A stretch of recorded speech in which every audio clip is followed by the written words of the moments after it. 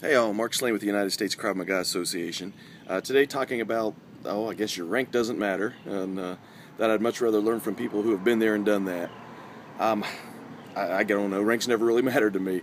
I'm probably at least a degree behind of where I could be if I were worried about such things. The only reason I ever tested to a third degree black belt was because I had some students ready to test for second degree, so I had to stay ahead of them by at least one rank. So I think that's the only reason I tested, whatever it was, 2 or 3 years ago for that level. I had a training I led. It's been a few years, but one of the people in the class got very bent out of shape because we were doing ground, and they were a black belt in BJJ and felt that they should have been the ones teaching it. Instead I had Sergeant Brandon Hicks, the co-lead instructor of the USKMA, teaching the ground. What I knew about Brandon as a law enforcement officer, he had fought for his life on the ground. He'd been in some real brouhahas many times on the ground. He told me horror stories about, at least a time or two where somebody was actively trying to kill him while he was on the ground, and it didn't end up good for the other person. But, in his law enforcement career, at least once a week in an 11-year career, he took people to the ground to control them, to cuff them.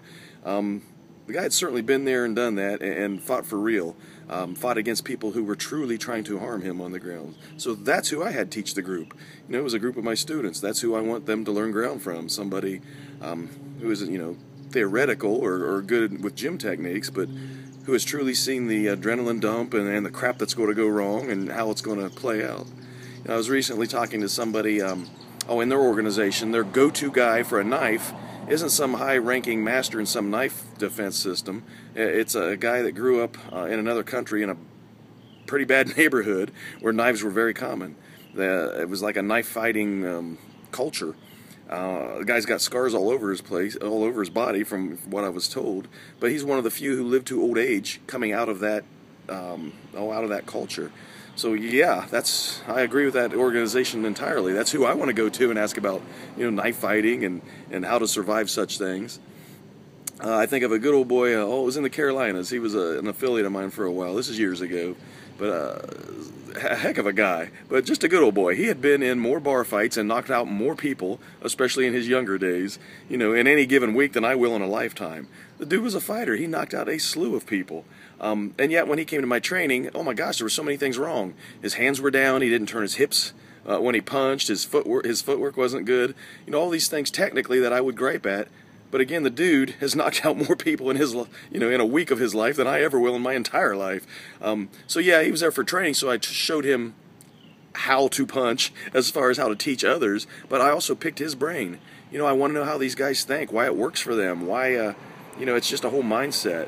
So again, truly, given the choice, there aren't that many people who have lived through a whole lot of violence, so there's not a whole lot of instructors that we can go to for this.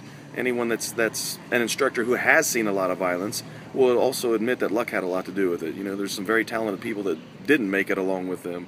But, I guess given a choice, I'm going to go learn from the people who have been there and done that. Not just, someone who's an instructor and who's, they've been through the gym techniques, they've been through the training. Guys who have done it under stress, under the adrenaline dump, under someone truly trying to hurt them, that information to me is gold.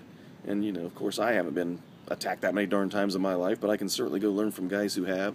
I can certainly have people like Brandon be co-lead instructors with me.